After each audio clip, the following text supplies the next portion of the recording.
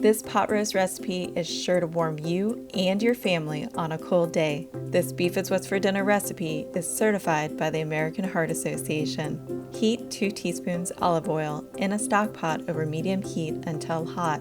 Place a 3 to 3.5 pound boneless beef shoulder roast in the stock pot and brown evenly on all sides. Remove the roast and pour off drippings if necessary. Season with 1 teaspoon salt and 1/2 teaspoon pepper. Add 1 cup chopped onion and 1 tablespoon chopped fresh thyme to the stock pot. Cook and stir 3 to 5 minutes or until the onion is tender. Add 1 cup unsalted beef broth and 3/4 cup apple cider to the stock pot. Increase the heat to medium-high. Cook and stir 1 to 2 minutes or until brown bits attached to the stock pot are dissolved. Return the roast to the stock pot and bring to a boil. Reduce the heat, cover tightly, and simmer for about 2.5 hours.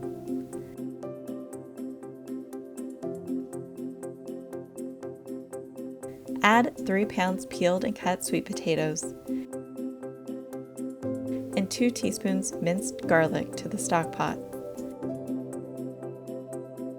Continue simmering, covered, for 30 minutes or until the sweet potatoes and pot roast are fork tender.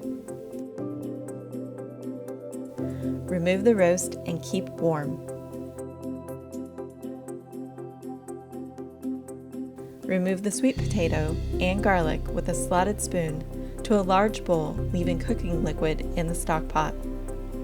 Add 2 tablespoons maple syrup, 1 teaspoon minced fresh ginger, and remaining 1/2 teaspoon salt and 1/4 teaspoon pepper to the sweet potatoes.